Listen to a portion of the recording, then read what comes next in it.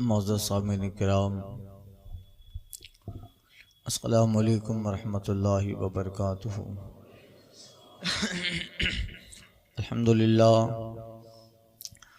الحمدللہ رب العالمین والعاقبۃ للمتقین، والصلاة والسلام علی سید الانبیاء والمرسلین وعلی آلہ الطیبین واصحابہ الطاہرین، اما بعد فاعوذ باللہ من الشیطان الرجیم، بسم اللہ الرحمن الرحیم۔ الا ان اولیاء اللہ لا خوف علیہم ولا هم یحزنون، صدق اللہ المولانا العظیم وبلغنا رسولہ النبی الامین المتین الکریم، ونحن علی ذلک لمن الشاہدین والشاکرین والحمد للہ رب العالمین۔ بارگاہ رسالت مآب و آل و اصحاب رسالت مآب، مرکز عقیدت ختمی مرتبت جان رحمت، ہدایت نوشی جنت، شہر یار ارم، تاجداری حرم، نوبہاری شفاعت، گل باغ رسالت، ختم دور نبوت، حضور احمد مجتبی محمد المصطفیٰ صلی اللہ علیہ وسلم میں درود پاک کا نذرانہ محبت پیش کریں، پڑھیں اللہم صلاۃ و سلام علیک یا سیدی یا حبیبی یا رسول اللہ۔ امام اہل سنت، مجدد اعظم دین و ملت، مجدد میت ماضیہ و حاضرہ، کنز الکرامت، دریائے عشق رسالت، مولائے نعمت حضور سیدی اعلیٰ حضرت علی رحمت الرضوان بارگاہ غوثیت مآب میں محبت کا، عقیدت کا نذرانہ پیش کرتے ہوئے فرماتے ہیں، واہ کیا مرتبہ غوث ہے بالا تیرا، واہ کیا مرتبہ غوث ہے بالا تیرا، اونچے اونچوں کے سروں سے قدم اعلیٰ تیرا، سر بھلا کیا کوئی جانے کہ ہے کیسا تیرا، اولیاء ملتے ہیں آنکھیں وہی طلوہ تیرا، نظام گور میں میزاں میں سرے پل پہ کہیں، نظام گور میں میزاں پہ سرے پل پہ کہیں، نہ چھٹے ہاتھ سے دامان معلیٰ تیرا، فخر آقا میں رضا اور بیک نظم رفیع، چل لکھا لائیں ثنا خانوں میں چہرہ تیرا۔ حضرات، آج ربیع الاخر شریف کا 29ویں کے اعتبار سے چاند نظر آیا۔ آپ جملہ برادران اہل سنت کو اس ماہ کی چاند کی خوب مبارکبادی، اور آج سے 11 روز تک مجلسوں کا سلسلہ انشاءاللہ تعالی چلے گا۔ میں 2-3 دن ہی ہوں، پھر دوسرے مولانا صاحب ہیں، وہ انشاءاللہ تعالی تقریر کریں گے۔ سرکار بغداد رضی اللہ تعالی عنہ کی محبت کا، عقیدت کا، اور ان کی بارگاہ میں نذرانہ الفت پیش کرنے کا یہ خاص مہینہ ہے۔ یوں تو ہر دن، ہر ماہ، ہر سال ان کا ذکر ہوتا ہے، مگر بالخصوص یہ ماہ میں سرکار بغداد کا ذکر کیا جاتا ہے۔ بندوں کی ہدایت کے لیے اللہ تعالیٰ نے زمین پر انبیاء اور رسولان اعظام کی مقدس جماعت کو بھیجا، اور آخری پیغمبر بن کر ہمارے و آپ کے آقا جناب احمد مجتبی محمد مصطفیٰ صلی اللہ علیہ وسلم اس خاکدان گیتی پہ جلوہ بار ہوئے، آپ پر باب نبوت بند ہوا۔ اب قیامت تک کوئی نبی نہیں آئے گا مگر اولیاء اور صالحین، علماء کی جماعتیں نبوت کے مشن کو آگے بڑھانے کے لیے جیسی ضرورت پڑے گی اللہ تعالیٰ ہر صدی، ہر قرن، ہر عہد، ہر زمانے، ہر علاقے میں ایک یا تو ولی یا سرکار کا نائب عالموں کی شکل میں اللہ لوگوں کو بھیجتا رہے گا، اور پھر اسی طرح دین کا کام چلتا رہے گا، اور ان علماء اور ان عالموں کی خدمت سے دین میں تازگی رہے گی۔ یہ رسول پاک کے علم کے وارث ہیں، اور بار نبوت کے تالاب ہیں۔ علماء حدیث پاک کا مفہوم ہے نبوت کی بارش کے تالاب علماء ہیں، جن کے لیے سمندر کی مچھلیاں اور بیلوں میں رہنے والی چونٹیاں بھی دعائے مغفرت کرتی ہے۔ اولیاء اور صالحین آتے رہیں گے اور دین کا کام، شریعت کا کام، تبلیغ اسلام ہوتی رہے گی۔ صحابہ کرام رضوان اللہ تعالیٰ علیہ مجمعین، ان کے بعد تابعین، ان کے بعد تبع تابعین، اور پھر اولیاء اور صالحین۔ اس امت میں ایک لمبی فہرست ہے، ان میں ایک بہت بڑا مقام، ایک بہت بڑا نام اولیاء کرام کی جماعت میں۔ جب یہاں اولیاء بولا جائے گا تو پھر وہاں صحابہ مراد نہیں ہوں گے، اس لیے وہاں ان کا درجہ صحابیت کا ہے۔ ان کے بعد تابعین اور تبع تابعین، یعنی صحابہ کے علاوہ جو اولیاء ہیں وہی مراد ہوں گے۔ سید الاولیاء سرکار بغداد، قطب الاقطاب، فرد الافراد۔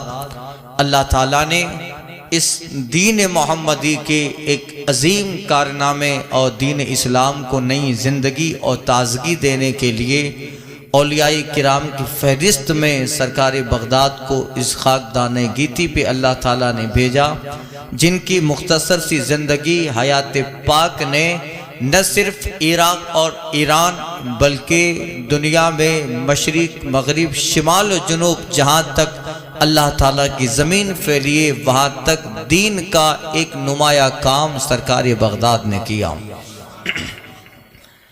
اللہ تعالیٰ دین کی خدمتوں کے لیے بزرگوں کو انتخاب کرتا ہے، بزرگوں کا انہیں چن لیتا ہے۔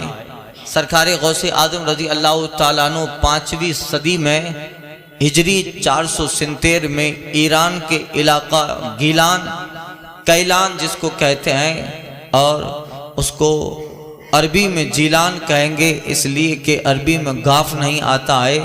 علاقہ جیلان میں آپ پیدا ہوئے اور 17 سال تک اپنے تعلیم جو ہے اپنے گھر میں اپنی والدہ ماجدہ، اپنے نانا اور چند اساتذہ سے ابتدائی تعلیم آپ نے حاصل کی۔ 18 سال کی عمر میں اس شہر ملک عراق کا کیپٹل بغداد میں بڑے بڑے مدرسے، اور اس وقت بغداد بڑی یونیورسٹیوں کا حامل اور اسلامی مراکز بغداد میں بڑی بڑی جو ہے یونیورسٹیاں بغداد میں تھی۔ 18 سال کی عمر میں بغداد تشریف لاتے ہیں۔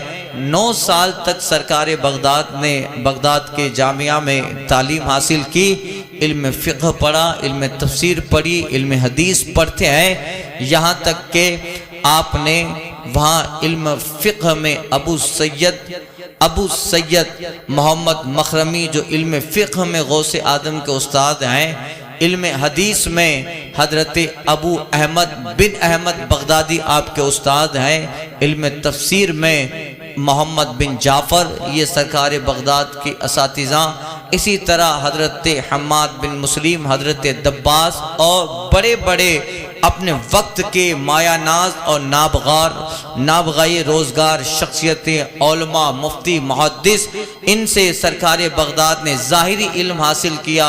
فقہ ہے، تفسیر ہے، حدیث ہے، فلسفہ ہے، منطق ہے، ظاہری علوم حاصل کیا، یہاں تک کہ بغداد میں 9 سال گزارنے کے بعد آپ اپنے زمانے کے ایک زبردست عالم دین، مفتی وقت، مفسر قرآن اور محدث بن کے نکلتے ہیں۔ یہ مختصر میں آپ کو بتا رہا ہوں، بہت ساری باتیں تو میں بتا ہی چکا ہوں اور کوئی بات ریپیٹ نہ ہو، ورنہ آپ ہی لوگ کہتے باپو یہ اس سال سنا دیا ہے، اب سنا دیا ہے تو دوبارہ سن لو۔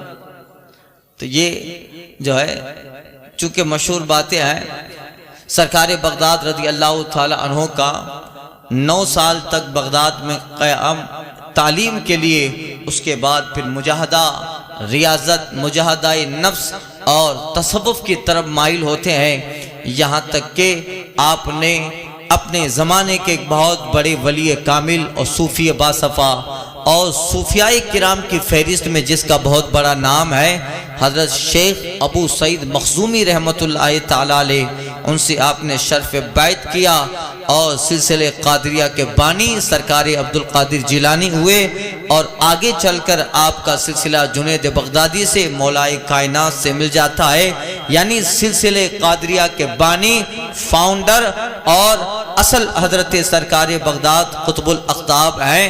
نجیب الطرفین ماں کی طرف سے ان کا سلسلہ نسب امام عالی مقام سے ملتا ہے، باپ کی طرف سے امام حسن سے مل جاتا ہے، دونوں طرف سے اہل بیت مولائے کائنات سے سرکار دو عالم صلی اللہ علیہ وسلم سے نسبت ہے، اور غوث آدم سے پہلے جتنے بھی ان کے خاندان میں بزرگ ان کے باپ دادا گزرے ہیں، آپ کے والد گرامی حضرت ابو صالح موسیٰ جنگی دوست رحمت اللہ تعالی علیہ، اور ان کے والد مولائے کائنات تک جتنے ہیں سب اپنے وقت کے مفتی، عالم، محقق اور زبردست ولیوں میں ان کا شمار ہے۔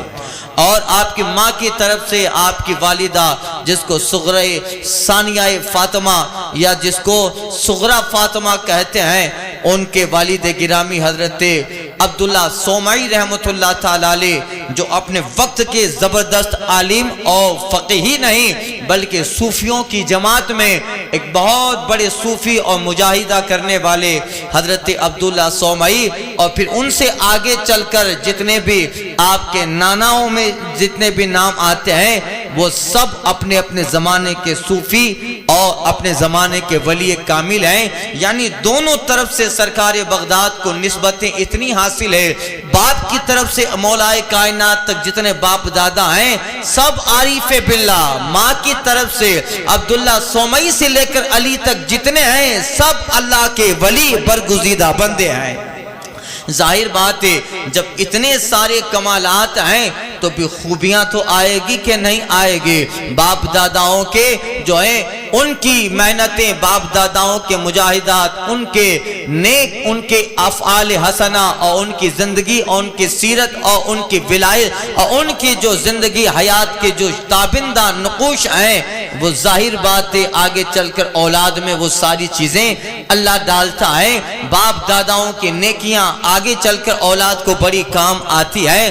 اگر باپ شرابی ہے تو کہیں نہ کہیں اولاد کو وہ شراب اس کو خطرناک ثابت ہو ہی جائے گی۔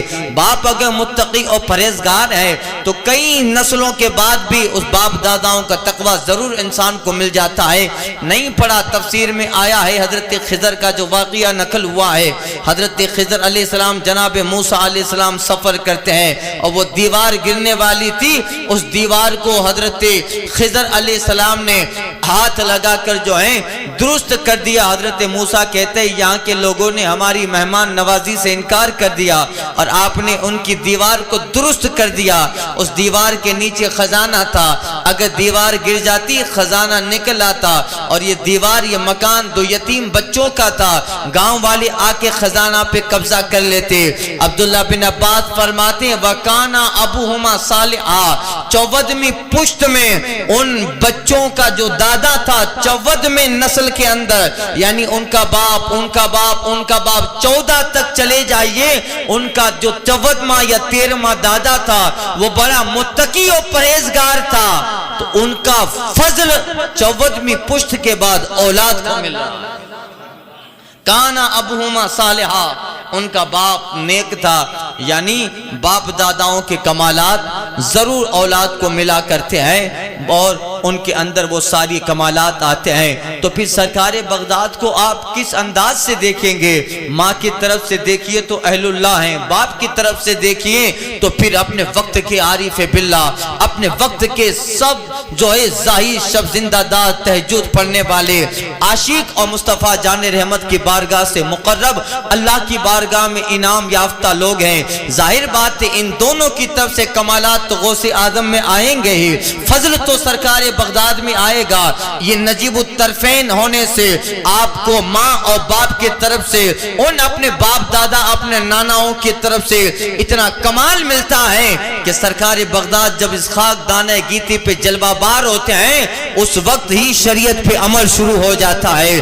واقعہ مشہور پیدا ہوتے ہی سرکار بغداد نے روزہ رکھا ہے، اور آپ رمضان کے مہینوں میں بچپنے کی حالت میں آپ کی ماں والدہ ماجدہ فرماتی ہیں جب رمضان کا مہینہ آتا میرا بیٹا طلوع فجر سے لے کر غروب آفتاب تک رمضان کے مہینوں میں دودھ پینا چھوڑ دیتا، اور جب وقت افطار آتا تو اشارے سے دودھ مانگتا، دودھ طلب کرتا۔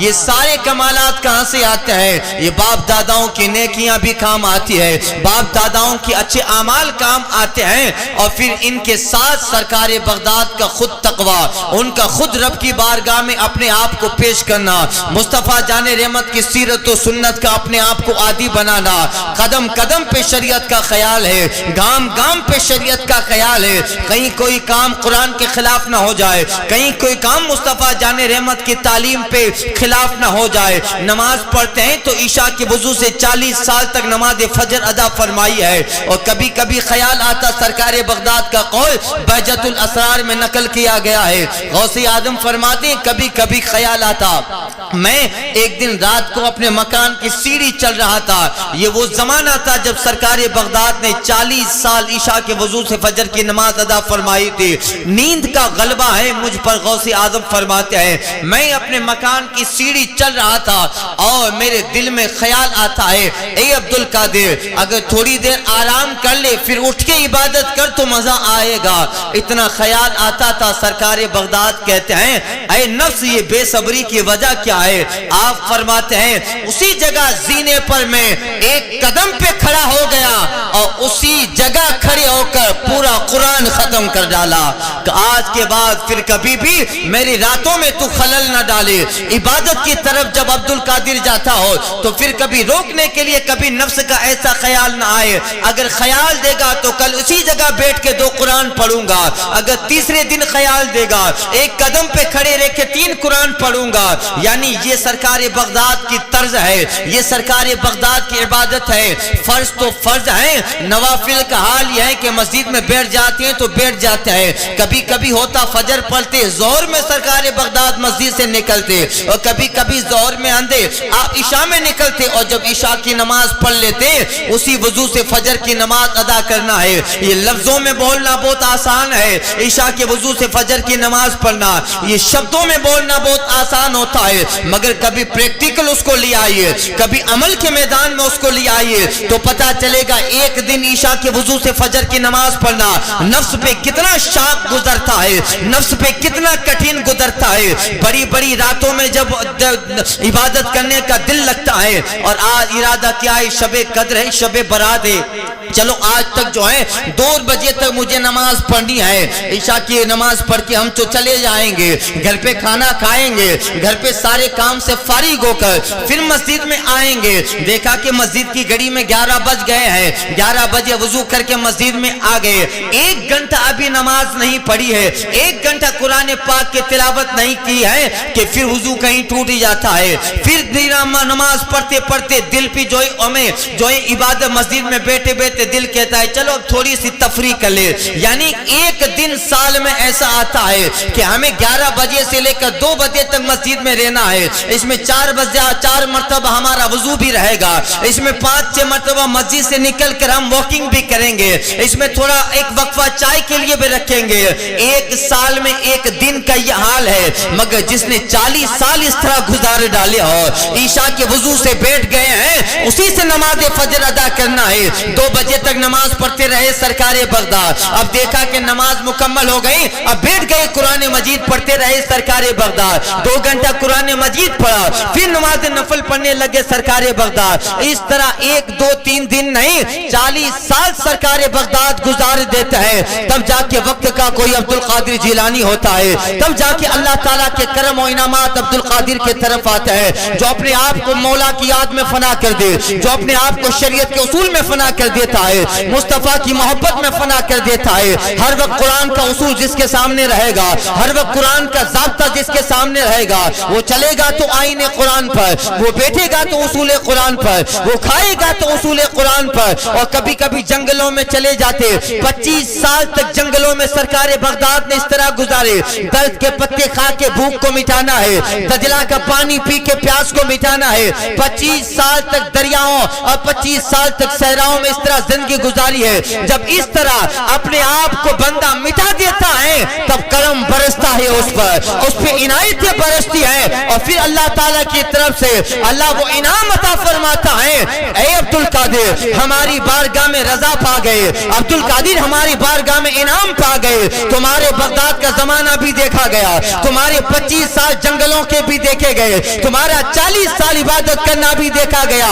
کبھی ریا کو دخل نہ آیا, کبھی ریاکاری قریب نہ آ پائے, کبھی حسد قریب نہ آ پایا. ہمیشہ یاد مولا کی, مولا کے قریب رہنے کے لیے اب اللہ انعام دیتا ہے. غوث اعظم مسجد بغداد میں کھڑے ہوتے ہیں, جامع مسجد بغداد کے منبر پر, اور پتانے خطبہ دے رہے ہیں سرکار بغداد, جمعہ کا بیان کر رہے ہیں سرکار بغداد. اچانک الہامی طور پہ اللہ تعالیٰ غوث اعظم کی زبان پہ جاری کرتا ہے, اور خطبہ دیتے دیتے اچانک ٹاپک کو کنورٹ کرتے ہیں, اچانک موضوع سے پھر جاتے ہیں سرکار بغداد. اور اس مسجد میں 300 اولیاء بیٹھے ہیں, اپنے وقت کے صوفی اس مسجد میں ہیں, اپنے وقت کے عارف باللہ اس مسجد میں, عام پبلک بھی ہزاروں کی تعداد میں اس مسجد میں, اور ہزاروں لوگوں کا مجمع ہے. اور اس مسجد میں بیٹھنے والے 300 وقت کے صوفی, وقت کے عالم و وقت کے بڑے محدث و محقق بیٹھے ہیں. اور منبر پہ سرکار بغداد اعلان فرماتے ہیں, قدمی ہادی علی رقبت کل ولی اللہ. آپ کو اللہ تعالیٰ نے الہامی طور پہ حکم دیا,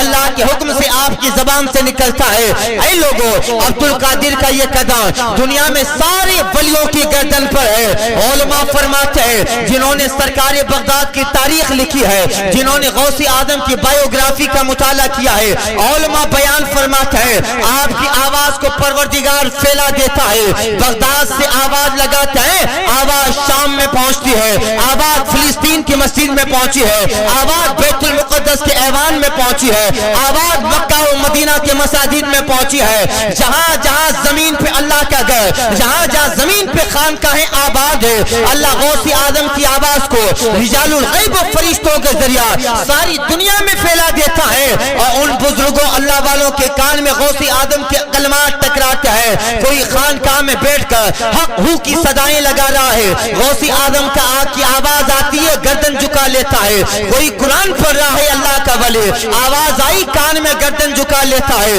کوئی عبادت میں مشغول ہے, یہاں تک کہ کچھ اولیاء این نماز کی حالت میں ہے, حکم آتا ہے نماز میں گردن جھکا لیتے ہیں.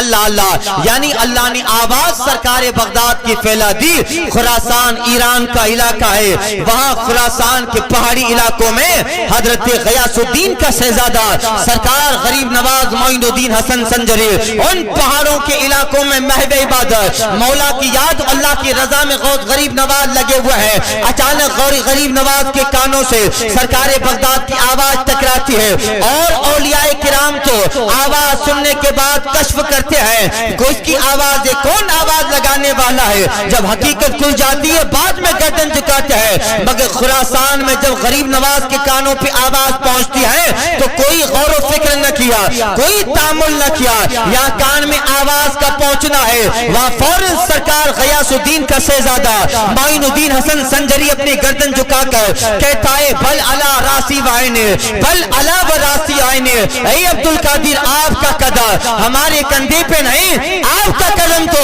معین الدین کی آنکھ پر, معین الدین کے سر پر. اللہ اللہ, اب سرکار بغداد فرماتے ہیں ہمارے حکم کی تعمیل کرنے میں غیاث الدین کا شہزادہ سبقت لے گیا. قریب ہے میرا رب انہیں ہند کی ولایت کی بادشاہت عطا فرمائے گا. اللہ یہ سرکار بغداد ہیں، اس طرح کمالات اللہ تعالیٰ نے سرکار بغداد میں رکھے ہیں۔ یہ کب ہوتا ہے؟ جب بندہ اپنے آپ کو مولا کی یاد کے لیے ہمیشہ مستعد رکھتا ہے۔ ہجری 473 میں سرکار بغداد پیدا ہوتے ہیں۔ 18 سال کی عمر میں تعلیم کا سفر کیا اور اللہ تعالیٰ نے بچپنے میں وہ کمالات عطا فرمائے تھے۔ دونوں باتیں ہیں، اللہ نے عطا بھی کیا تھا اور باپ داداؤں کے سارے ثمرات مل رہے ہیں۔ پیدا ہوئے تھوڑا چلنے لگتے ہیں، آپ کی والدہ ماجدہ ایک شخص کو کہتی ہے آپ کو بغداد کے مدرسے میں تعلیم کے لیے داخلہ کیا جاتا ہے۔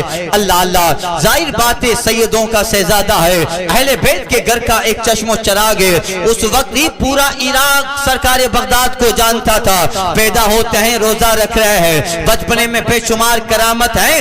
صرف ایران کا علاقہ جیلان نہیں، عراق و ایران پورے جو ہے بڑے بڑے ممالک میں آپ کا نام پہنچ گیا تھا۔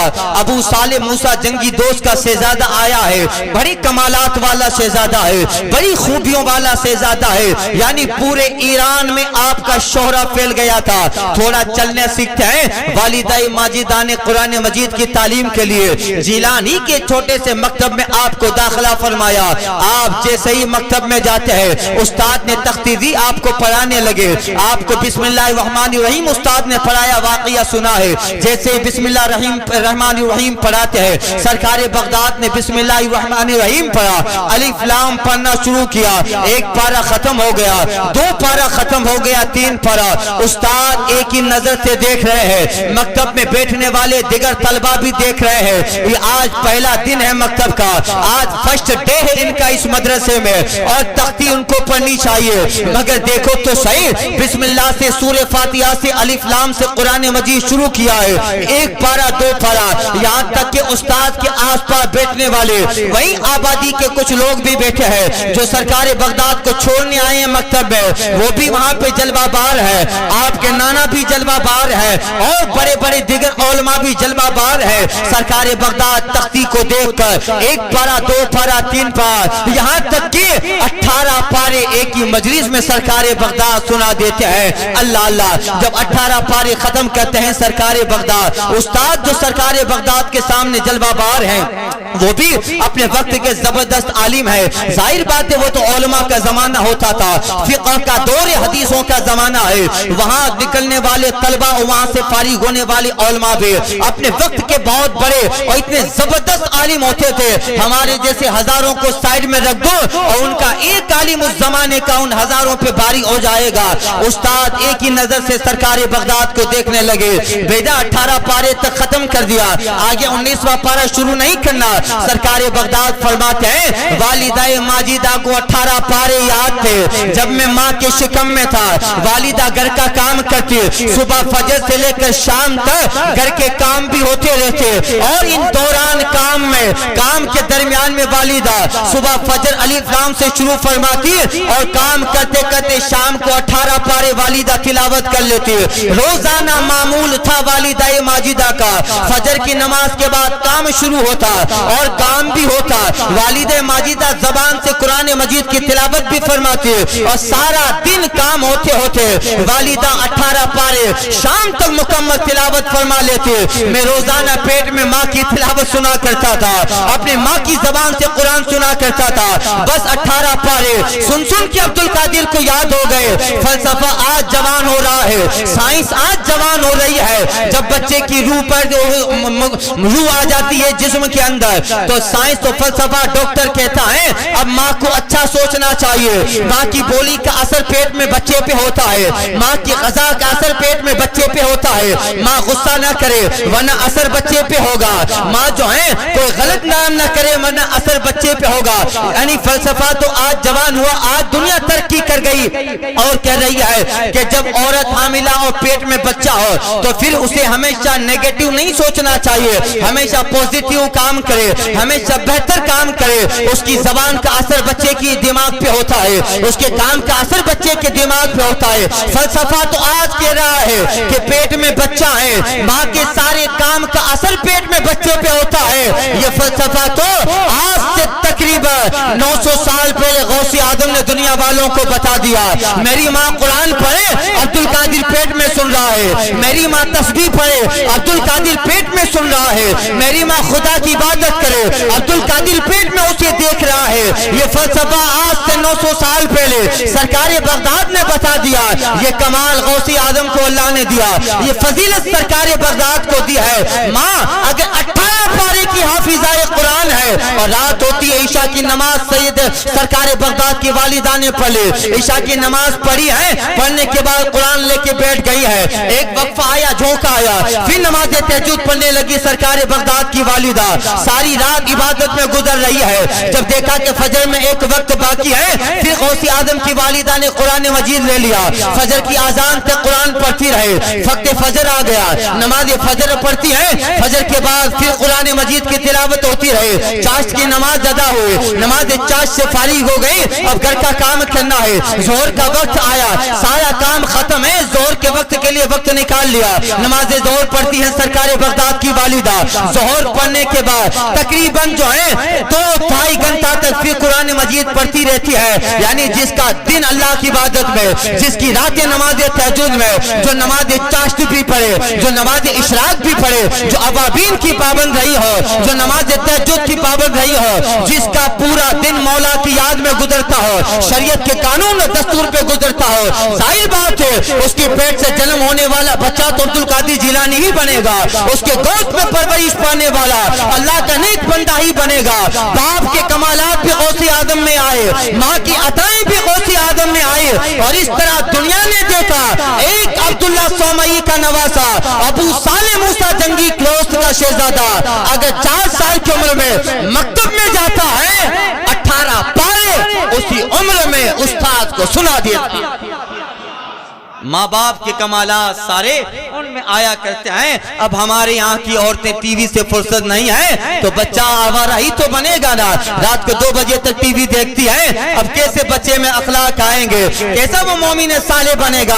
नहीं बनेगा। आपने कुरान मजीद की तफसीर सुनी है, अल्लाह ताला बाप दादाओं का असर औलाद में डाला करता है। जनाब खिज़र ने उस दीवार को सही कर दिया। क्यों? अब्दुल्ला बिन अब्बास फरमाते वकान अबूहुमा सालिहा, जवद भी पुश्त चवद में सिलसिले में उनका बाप अच्छा था, उनकी नेकियां आज चवद में औलाद को मिल रही है। अब जो औरतें रातों रात टीवी में मशगूल हो और मोबाइल से जिन्हें फुर्सत न हो, बाप नमाज कभी पढ़ता नहीं है, आवाराओं की तरह जिंदगी गुजारता है। न फजर का ख्याल है, न जोहर का ख्याल है, न असर, न मगरिब, न इशा का ख्याल है। फर्ज छूट रही है कभी एहसास न है, कुरान पढ़ना नहीं आता है, घर पे काम करके जाता है, मियाँ बीवी दोनों 2 बजे तक टीवी देख रहे हैं। कैसे फिर आएंगे कि हमारी औलाद बिगड़ गए? औलाद को सही तरबियत ही नहीं थी है, अपने किरदार खराब थे। जाहिर बात है जब बुनियादी खराब है तो उससे फल भी खराब पैदा होगा।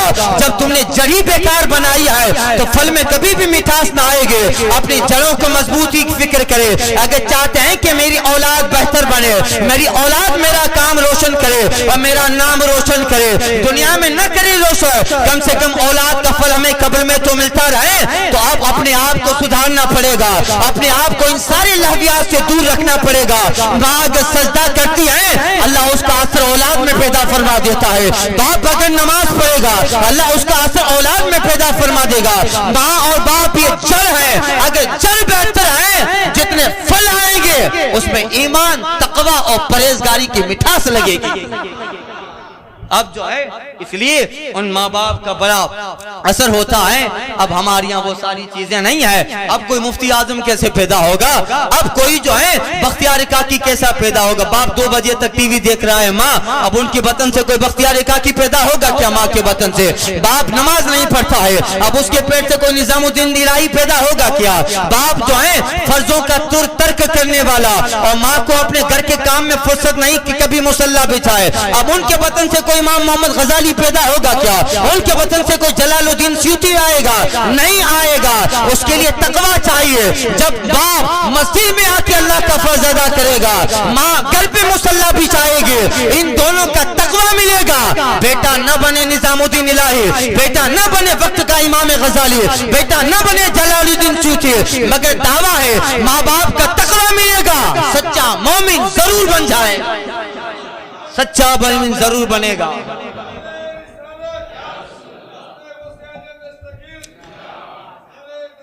اس لیے ڈاکٹر اقبال نے کہا تھا وہ مائیں تھی جن کی گود میں اسلام پلتا تھا، وہ مائیں تھی جن کی گود میں اسلام پلتا تھا، اسی غیرت سے انسان نور کے سانچے میں ڈلتا تھا۔ آج وہ ساری چیزیں ہمارے اندر نہیں رہی ہے، علم سے بے رغبتی آ گئی، اخلاق سے بے رغبتی آ گئی۔ جھگڑا کون کرے گا؟ مسلمان کرے گا۔ جہاں دیکھو عیاشی کون کرتا ہے؟ غیروں کی بات نہیں کرتا ہو، ان کے اوپر تو حلال حرام کے قانون ہی نہیں ہے۔ اسلام بہت بہتر مذہب ہے اور مسلمان دنیا کے لیے آئیڈیل بنا کر بھیجا گیا ہے، مسلمان دنیا کے لیے ماڈل بنا کے بھیجا گیا ہے۔ اب دیکھو حالات اس قدر خراب ہو گئے، جھگڑا کہاں ہوگا؟ مسلمان کی آبادی میں۔ طلاق کون دے گا؟ مسلمان دے گا۔ شراب کون پیے گا؟ مسلمان پیے گا۔ آبادی میں چلے جا مسلمان کی، سٹا وہی کھیل رہا ہے، اپنے آپ کو جو ہے جلوس میں مسئلہ کی اعلیٰ حضرت کا نعرہ لگاتا ہے، آگے آگے لے کے غوث اعظم کا دامن نہیں چھوڑوں گا، اس کے نعرے لگاتا ہے۔ جلوس ختم ہو گیا، رات کو سٹا کھیل رہا ہے، وقت آتا ہے تو شراب بھی پی رہا ہے، نماز بھی چھوڑ رہا ہے۔ اب ان کے وطن سے کوئی امام غزالی پیدا ہوگا کیا؟ نہیں، اپنے آپ کو عبادت میں لگانا پڑتا ہے، اپنے آپ کو مولا کی یاد میں لگانا پڑتا ہے۔ اللہ رزق تو ویسے بھی دینے والا ہے، جب سمندر میں رہنے والی مچھلیوں کو وقت پہ روزی دے دیتا ہے، بیل میں رہنے والی چونٹیوں کو روزی دے دیتا ہے، تو اللہ کی مخلوقات میں سب سے بہتر مخلوق ہے، تجھے روزی نہ دے گا؟ روزی کی فکر بھی کر، مگر فکر معاش کے ساتھ فکر عبادت بھی ہونی چاہیے، فکر معاش کے ساتھ فکر دین بھی ہونی چاہیے۔ جب یہ ساری کمالات جمع ہوں گے تو بیٹا یقیناً مصطفیٰ جان رحمت کا سچا نائب ہی بنے گا۔ اعلیٰ حضرت کہتا ہے فخر آقا میں رضا اور بھی ایک نظم رفیع، فخر آقا میں رضا اور بھی ایک نظم رفیع، چل لکھا لائیں ثنا خانوں میں چہرہ تیرا۔ یہ ہوا کرتا ہے دین کا شوق۔ اب دین کا شوق کیا ہے؟ یہاں تفسیر ہوتی ہے، چند گنے چنے لوگ ہوتے ہیں، پھر بھی جو ہیں بڑے ہیں، اچھے ہیں، جتنے آتے ہیں وہ بھی غنیمت ہے، ورنہ اتنے بھی نہیں آتے، اتنے بھی۔ اب یہاں جتنے لوگوں کو جمع کرو، آج بیٹھے ہیں آپ، اور 5 آٹڑی میں جاؤ، وہاں جتنے لوگ ہیں آپ اس کا ایک حصہ بھی نہیں ہو، ادھر بیٹھنے والے ایک حصہ بھی نہیں ہو۔ کیا ہے؟ دین سے رغبت نہ رہی۔ ارے علم سے رغبت ہوتی ہے۔ اب آدمی میں کب جا کے کمالات آتے ہیں؟ کمالات اسے نہیں آتے ہیں۔ خود غوث اعظم فرماتے ہیں، آپ کے ملفوظات بہجت الاسرار میں نقل ہے، سرکار بغداد فرماتے ہیں کہ اپنے آپ کو صالحین کی جماعت میں بیٹھنے والا بناؤ، اپنے آپ کو علماء کی جماعت میں بیٹھنے والا بناؤ۔ پہلے باتیں سنو تب جا کے دل صاف ہوتا ہے۔ ڈائریکٹ کوئی مسجد میں آ کے ولی بن جائے گا کیا؟ ڈائریکٹ کوئی صوفی بن جائے گا؟ پہلے اپنے آپ کو بیان کے اندر لانا پڑتا ہے، اپنے آپ کو خطاب کے اندر لانا پڑتا ہے۔ کسی اہل دل کی صحبت میں آ کے بیٹھ، کسی اہل نظر کی بارگاہ میں آ کے بیٹھ، کسی عالم کے پاس آ کے بیٹھ، وہ بیان کرتا رہے گا، اس کے بیان سے دل کا میل نکلتا رہے گا، دل کی سیاہ پنی نکلتی رہے گی، اور روزانہ آ کے بیٹھتا رہے گا تو پھر ایک دن بالکل مکمل دل صاف ہو جائے گا۔ پھر دروازہ کھلے گا تو تقویٰ بھی جائے گا، دل میں طہارت بھی جائے گی۔ پہلے اپنے آپ کو بار بار قرآن کی حدیث اور قرآن و حدیث کے قریب لانا پڑتا ہے۔ مصطفیٰ جان رحمت کی حدیثوں کے قریب لا، جہاں تفسیر ہے وہاں بیٹھ جا، تو باتیں پسند آئی دل کا جو ہے تھوڑا میل ختم ہوگا۔ جہاں حدیث پاک بیان کی جاتی ہے جا وہاں آدھا گھنٹہ بیٹھ جا، 10 دن مسلسل جاتا رہے گا، کوئی بات اچھی لگے گی تو تھوڑا دل صاف ہوگا۔ کہیں بیان ہوتا ہے پھر جب بیان کے اندر کوئی بات اچھی لگے گی دل صاف ہوگا۔ روزانہ سال 2 سال تک اس طرح کرتا رہے گا تو پھر دل مکمل طور پہ صاف ہوگا، دل سے ساری کدورتیں ختم ہوگی، دل کا سارا سیاہ پن ختم ہوگا، اور پھر اس دل میں نصیحتیں داخل ہونے کے لیے اللہ دروازہ کھول دے گا، دل کا اللہ تعالیٰ باب کھول دے گا۔ پھر جو سنے گا اس پہ عمل کرے گا، جو سنے گا اس کو فوراً عمل میں لائے گا۔ پھر ایک حدیث سنے گا یا سنا ہے، گھر پہ جا کے فوراً اس حدیث پہ مصطفیٰ کی عمل کر لیا۔ یہاں تو کتابوں کی کتابیں سمجھا ڈالو مگر عمل ہی نہیں ہوتا ہے۔ کیوں؟ اس لیے کہ دل کا دروازہ مکمل نہیں کھلا ہے۔ اس کے لیے بار بار اپنے آپ کو اہل دل کی صحبت میں لانا پڑتا ہے۔ یہ علم بے رغبتی علم سے ہے۔ ایک زمانہ ایسا بھی گزرا ہے اس دور میں، حضرت امام ابو یوسف جیسے محدث پیدا ہوئے ہیں، دیکھیے ایک زمانہ ایسا بھی گزرا ہے، میری واقعہ شاید تفسیر میں عرض کیا تھا، ایک بغداد کا جو بادشاہ تھا اس کو اپنے بیٹے کا نکاح کرنا تھا، اور یہ سوچتا تھا کہ میرے بیٹے کا نکاح میں ایک ایسی خاتون ایسی عورت سے کروں جو عامل سنت ہو، عاملہ سنت ہو، اور قرآن و حدیث پہ عمل کرنے والی اور قرآن و حدیث کو یاد کرنے والی ہو۔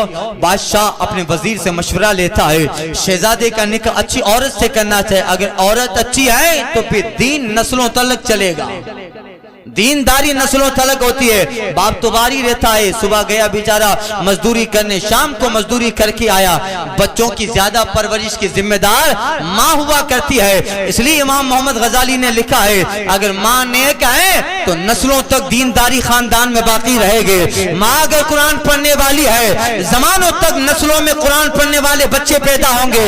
ماں کا کردار اولاد کے لیے بڑا امپورٹنٹ ہوتا ہے، ماں کا رول اولاد کے لیے بڑا امپورٹنٹ ہوتا ہے، اس لیے ماں اگر تقوی و طہارت والی ہے تو پھر آپ دیکھیے گا آپ کو ہماری آبادی میں کئی مشاہدے مل جائیں گے۔ اگر ماں بہتر ہے تو پھر اولاد کا سلسلہ جہاں تک جائے گا ان سب میں اخلاق بھی آئیں گے، قرآن کی تعلیم بھی آئے گی، نسلوں تلک دین پھیلتا ہے اگر ماں اچھی ہوتی ہے، اور ماں باپ اچھے ہوں تو پھر تو کیا بات، سونے پہ سہاگا۔ یہ بادشاہ وقت بادشاہ بغداد یہ کہتا ہے کہ مجھے اپنے شہزادے کے شادی تو کرنی ہے مگر عورت ایسی ڈھونڈو جو بہت عابدہ زاہدہ متقیہ پرہیزگار ہو اور قرآن و حدیث پہ عمل کرنے والی اور جس سے قرآن مجید یاد ہو۔ اللہ وزیر نے مشورہ دیا، بادشاہ نے کہا کہ اب کیسے معلوم کریں گے، یہاں تو بہت ساری شہزادیاں اور اسلام کی جو ہے مقدس شہزادیاں وہ قرآن کی حافظہ ہوں گی۔ بادشاہ نے وزیر کے ذریعہ اعلان کروا دیا کہ بادشاہ اپنے بیٹے اپنے شہزادے کا نکاح کرنا چاہتا ہے مگر نکاح اس عورت سے کرے گا جو عورت مکمل طور پہ قرآن کی حافظہ ہو، لہذا ہم سارے بغداد میں ڈھونڈ کر نکالیں، کافی وقت لگے گا، لہذا آج رات کو بادشاہ بغداد کی سیر کریں گے، جس مکان میں کوئی عورت کوئی شہزادی اسلام کی قرآن کی حافظہ ہو وہ اپنے مکان کے باہر چراغ جلتا چھوڑ دے۔ یہ انداز اور یہ بات اور انڈیکیٹر ہوگا کہ اس مکان میں قرآن کی حافظہ عورت اور شہزادی رہ رہی ہے۔ بادشاہ نے اعلان کروا دیا کہ جو قرآن کی حافظہ ہیں آج رات کو اپنے مکان یا کھڑکی پہ چراغ کو جلتا چھوڑ دے۔ یہ اعلان سارے بغداد میں ندا کروا دی گئی۔ عشاء کی نماز کھانے سے فارغ ہو کر بادشاہ وقت جب بغداد کی سیر کے لیے نکلا ہے اس کی آنکھوں میں آنسو بھی تھے اور وہ زمانے کو دیکھ کے رشک بھی کر رہا تھا۔ جب بغداد کی سیر کے لیے بادشاہ نکلا ہے تو کیا دیکھتا ہے، بغداد کا کوئی گھر نہیں تھا جہاں پہ چراغ نہ جل رہا ہو۔ جتنے مکان ہیں ہر مکان میں قرآن کی حافظہ نظر آ رہی تھی، بلکہ بعض مکانوں میں تو تین چراغ جل رہے تھے۔ ماں بھی قرآن کی حافظہ ہے، اس کی بیٹی بھی قرآن کی حافظہ ہے، اس کی بیٹی کی بیٹی بھی قرآن کی حافظہ تھی، اس لیے قرآن چراغ جلایا تھا۔ اللہ بادشاہ دیکھ کے دنگ رہ گیا، بادشاہ کی آنکھوں میں آنسو ہے، یہ آخر ہے کیا؟ وزیر کہتے ہیں حضور یہ سب امام اعظم کا کمال ہے، یہ سب مولا کائنات کا کمال ہے۔ اس بغداد کو علم سے ایسا سنوارا ہے، مولا کائنات نے اخلاق دیا ہے، امام اعظم ابو حنیفہ نے علم کا شوق دیا ہے، آج انہی ابو حنیفہ کی محنت ہے، امام ابو یوسف امام محمد کی محنت ہے رنگ لائی ہے۔ آج ساری بغداد میں جہاں جائیے ہر شہزادی کے دل میں اللہ کی کتاب محفوظ ہے۔ ایسا زمانہ بھی لوگوں نے، ایسا دور بھی ہم لوگوں نے دیکھا ہے۔ اللہ بادشاہ کہتے اب کیا کیا جائے، بادشاہ سے بتایا جاتا ہے اب ایسا کرو کہ اب تو سب حافظہ ہیں، اور پھر تپاس معلوم کیا تو پتہ چلا کہ بعض مکان تو ایسے ہیں کہ ایک گھر میں پوری فیملی قرآن کی حافظ ہے، باپ بھی حافظ ہے، اس کی جو ہے بیوی بھی حافظ ہے، اس کی شہزادی اس کے شہزادے حافظ قرآن ہے۔ اب کیا کیا جائے، اللہ اس کے بعد وزیر کہتا ہے حضور حدیث کی ایک بہت بڑی کتاب ہے جس کو امام محمد نے نقل کیا ہے، امام مالک نے لکھا ہے، جس کو موطا امام مالک کہا جاتا ہے، جس میں کئی 1000 حدیثیں امام مالک نے جمع فرمائی ہے۔ حضور یہ حدیث کی کتاب بھی بغداد میں بڑے مدرسوں میں بلکہ ہر مدرسے میں حدیث کی کتاب پڑھائی جاتی ہے۔ حضور ابھی اعلان کر دیا جائے آج رات کو ان مکان کے دروازوں پہ عورتیں چراغ جلتا چھوڑ دے. جس مکان کے اندر کوئی امام مالک کی حدیث کی کتاب موطا امام مالک کی حافظہ ہو, کئی 1000 حدیث موطا امام مالک میں ہے. یہ دیکھیے مشکات شریف آپ کے سامنے رکھی ہے. اسی طرح کی زبردست کتاب موطا امام مالک ہے, اسی طرح کی, بلکہ سائز بھی اسی طرح ہے, اور کئی 1000 حدیثیں اس کے اندر جمع فرمائی گئی ہے. اعلان ہوتا ہے اور کہا کہ جو عورتیں جس مکان میں کوئی شہزادی امام مالک کی کتاب موطا امام مالک کی حافظہ ہے, وہ رات کو اپنے مکان کے دروازے کھڑکی پہ چراغ جلتا چھوڑ دے. اللہ اللہ اعلان ہوتا ہے. عشاء کی نماز کھانے وغیرہ سے فارغ ہو کر بادشاہ اپنے وزیروں کو لے کر جب بغداد کی سیر کے لیے نکلتا ہے تو پھر بادشاہ کی آنکھوں میں آنسو ہے. وہ دیکھتا ہے آدھے سے زیادہ بغداد کے مکان پہ چراغ جل رہا ہے, آدھے سے زیادہ بغداد کے مکانوں پہ چراغ جل رہا ہے, یعنی حافظہ بھی موجود ہے, موطا امام مالک کی حافظہ موجود ہے. اللہ اللہ, یعنی ایسا دور بھی ہم لوگوں نے دیکھا ہے, ایسا زمانہ بھی اس زمانے میں گزرا ہے کہ جہاں سارا عراق و بغداد حافظ قرآن اور حافظ موطا امام مالک نظر آتا ہے. اللہ اللہ, علم کا شوق ان کے اندر تھا. باپ بہت بڑا عالم تھا تو اس نے بیٹی کو بھی حافظ بنایا, اپنی بیٹی کو بھی موطا امام مالک کا درس دیتا تھا. باپ شام کو جب گھر سے واپس آتا تھا تو باپ سو نہیں جاتا تھا. باپ عشاء کی نماز پڑھنے کے بعد اپنے گھر کی عورتوں کو لے کے بیٹھتا تھا, اب انہیں حدیث کا درس دیتا تھا, انہیں قرآن کا درس دیتا تھا. اگر باپ انتقال کر گیا وہ ذمہ داری باپ وصیت کر جاتا تھا, میں تو چلا جا رہا ہوں مگر بیٹا تیری بہن کی تعلیم کا خیال ہونا چاہیے. باپ کے بعد جب رات ہوتی تھی تو پھر ایک بھائی اپنے بہنوں کو حدیث پڑھا رہا تھا, اپنے بہنوں کو قرآن کی تفسیر پڑھا رہا تھا. یہ کیا تھا؟ علم کا دور زمانے میں گزرا تھا, علم کی قدر کرنے والوں کا دور تھا, علم حدیث پڑھنے والوں کا زمانہ تھا. مولا کائنات کا علم رنگ لایا تھا, ابو حنیفہ کی فقاہت رنگ لائی تھی, امام ابو یوسف امام محمد جیسے زبردست مجتہد ہیں ان کی محنت رنگ لائی تھی. بغداد میں جہاں چلے جائیے ہر مکان سے خوشبو حدیث و قرآن پھوٹ رہی ہے. ایسا دور بھی گزرا ہے. اگر آج میں آبادی میں اعلان کر دوں کہ رات کو ہم لوگ نکلیں گے, جس مکان میں اگر کوئی بچی قرآن کی حافظہ ہیں تو اپنے مکان میں چراغ کا زمانہ تو نہیں ہے, کوئی مخصوص لائٹ جلا دیں. اگر یہ اعلان کر دیں تو پھر آپ اندازہ لگائیے کہ شہر میں شاید کوئی ایسا مکان ملے گا جس کے دروازے پہ چراغ جلتا دکھے گا. اگر دوسری والی شرط لگا دی جائے کہ شہر میں جو بھی موطا امام مالک کی حافظہ ہے اپنے گھر کے باہر چراغ چھوڑ دے اور رات کو نکلیں گے, میرا دعویٰ ہے سارا شہر اندھیرا و ویران نظر آئے گا. یہ حال تھا. ایسا زمانہ بھی ہم لوگوں نے دیکھا ہے. کب علم کا شوق تھا, مصطفیٰ جان رحمت کی تعلیم اور مصطفیٰ جان رحمت کے اصول اور سرکار کی سیرت و سنت پہ عمل کرنے کا نتیجہ تھا. بس وہی نتیجہ تھا کہ بغداد میں بڑے بڑے صوفیاء پیدا ہوئے. امام آدم بغداد یعنی کوفہ میں, امام ابو یوسف کوفہ میں, امام محمد کوفہ میں, امام ظفر کوفہ میں, امام حسن بن معاذ کوفہ میں. یہ سب علم اور جو مصطفیٰ کی تعلیم کی قدر کرنے کا نتیجہ تھا. کوفہ علم کا گہوارہ بنتا چلا گیا, علم حدیث کا علم قرآن کا مرکز بنتا چلا گیا. ایک 8 سال کا بچہ بھی قرآن کی تفسیر میں محدث سے بحث کرتا نظر آتا تھا. قرآن میں ایک لفظ قرو آیا ہے, اس لفظ قرو کا معنی بعض علماء نے کیا کہا ہے, بعض علماء نے کیا کہا ہے. بغداد کا 9 سال کا بچہ ایک بہت بڑے فقیر جس کا نام امام آمش تھا, جو سرکار امام اعظم ابو حنیفہ کے جو ہیں استادوں میں نظر آتے ہیں. بغداد کا 9 سال کا بچہ امام آمش سے قرآن کے لفظ قرو پہ بحث کرتا دکھائی دے رہا ہے. یعنی 9 سال کا بچہ بھی ایسا علم حدیث سے مزین ہے, اپنے وقت کا زبردست امام آمش ہے, مگر ان کے سامنے ایک عام مسلمان کا 9 سال کا بچہ قرآن و حدیث سے دلیلیں پیش کر رہا تھا. یہ دور, یہ زمانہ ہم لوگوں نے دیکھا ہے. اس لیے ہم جب علم سے دور ہوتے گئے, اب ظاہر بات علم کی قدر نہیں ہے تو بھی امام ابو یوسف پیدا نہیں ہوگا. یہ ہمارے جیسے کمینے لوگ پیدا ہوں گے جو 2 کتابیں پڑھ کر بابا حاصل کر لیتے ہیں. وہاں کوئی ابو یوسف یوسف پیدا نہیں ہونے والا, علم کی قدر نہیں ہے کیسے امام ظفر پیدا ہوگا, علم کی قدر نہیں کیسے امام ابو یوسف پیدا ہوگا, ہمارے جیسے 2-4 کتابیں پڑھنے والے پیدا ہوں گے. اس کے لیے کہ اگر سارا معاشرہ علم اور عمل مصطفیٰ جان رحمت کی تعلیم کی قدر کرے گا پھر سے وہ دور آ سکتا ہے. اس کے لیے ضروری ہے اپنے گھر میں قرآن کی قدر کیجئے, مصطفیٰ کی تعلیم کی قدر کیجئے, اپنے بچوں کو قرآن پڑھنا سکھائیے.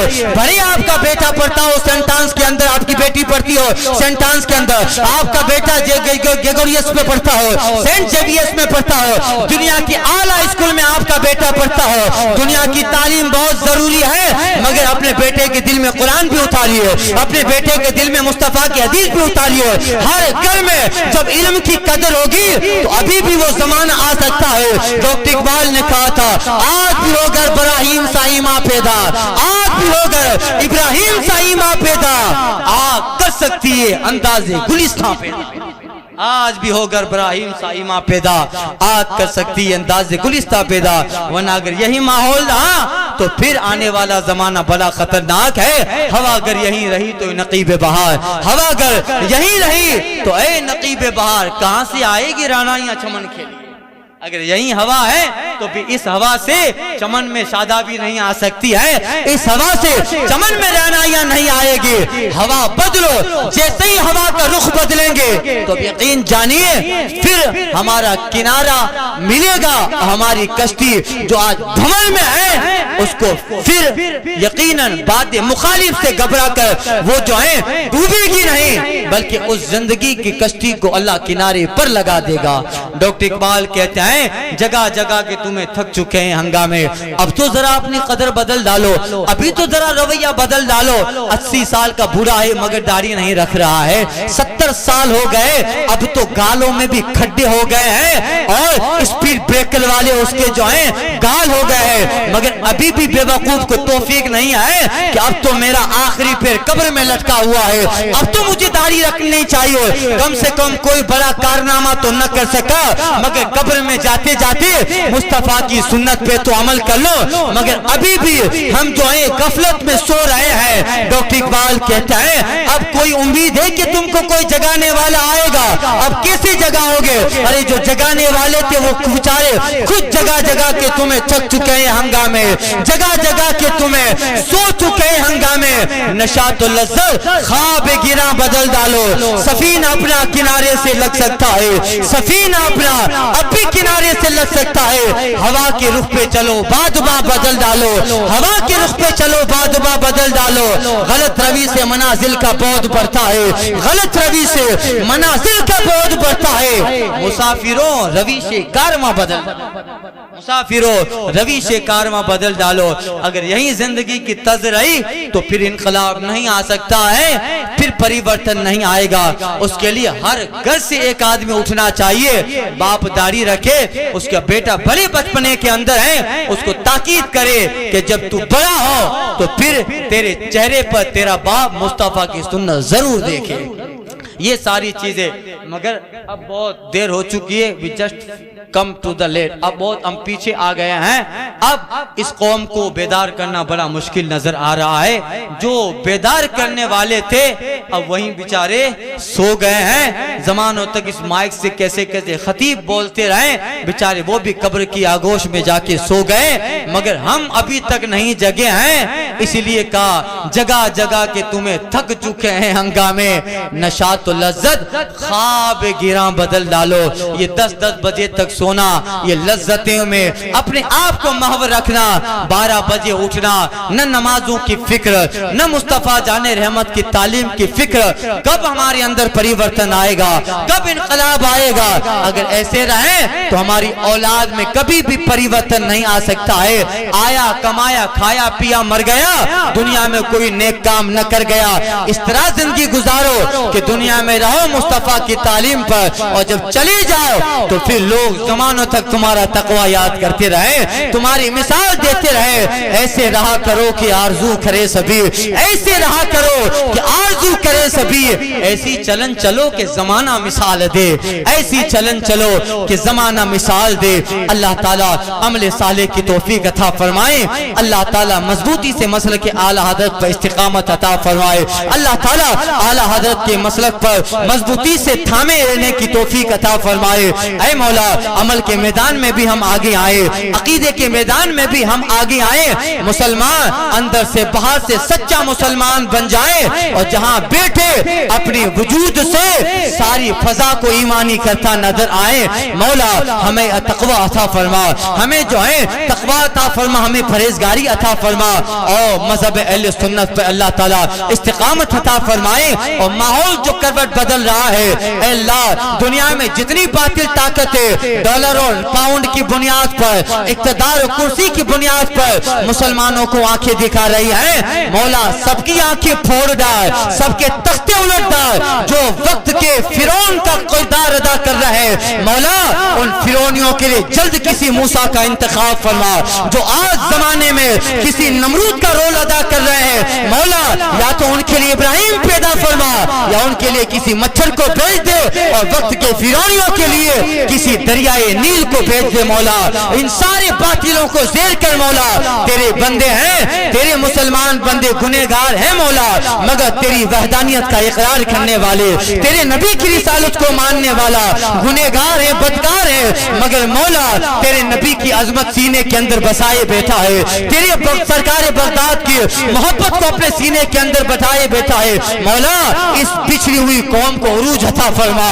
مولا اس پستی میں جانے والی قوم کو پھر اوج ثریا پہ مقام دے دے. مولا اس کو پھر اخلاق کی تعلیم دے, اسے پھر مصطفیٰ جان رحمت کا طریقہ دے, اسے پھر ایک کنارہ دے دے کہ وہاں جا کر پھر اس کی ساحل سمندر کی کنارے پہ اس کی جو ہے کشتی لگا دے. مولا ہم لوگوں کو مولا عروج عطا فرما, ہمارے دین کو ترقی عطا فرما, اسلام کو ترقی عطا فرما, مومنوں کو ترقی عطا فرما, باغیوں کو زیر فرما, باطلوں کو زیر فرما. ہمارا اسلام زندہ رہے, فلسطین کے مسلمانوں کی حفاظت فرما. مولا شام کے مومنوں کی حفاظت فرما, وقت کے یہود و نصارہ کو زیر کر دے مولا, اور پھر کسی فلسطینی کے لیے مولا کسی صلاح الدین ایوبی کا انتخاب فرما. پھر ملک شام کے اندر مولا کوئی سچا فاروقی اعظم یا نور الدین زنگی جیسا ان کا کوئی نائب پیدا فرما. اسلام فلسطین میں بھی پھیلتا رہے, اسلام شام میں بھی پھیلتا رہے, اور مولا حرمین شریفین میں پھر کسی تیرے محبوب کے سچے عاشقوں کو حکومت عطا فرما. مولا ہمیں مسلک اعلی حضرت پر استقامت عطا فرما. اس زمانے میں جو مسئلہ صحابہ کی محبت کا امین ہے, اس زمانے میں جو مسئلہ اہل بیت کی محبت کا امین ہے, جو اس مسلک میں آ گیا وہ منزل مقصود تک پہنچ گیا. حفظ ناموس رسالت کا جو ذمہ دار ہے, حفظ ناموس رسالت کا جو ذمہ دار ہے, یا خدا مسلک احمد رضا تا قیامت رہے, یا خدا مسلک احمد رضا تا قیامت رہے. صبا وہ چلے کے باغ پھلے, وہ پھول کھلے کے دن ہو بھلے, لیوا کے تلے ثنا میں کھلے رضا کی زبان تمہاری. واخر دعوانا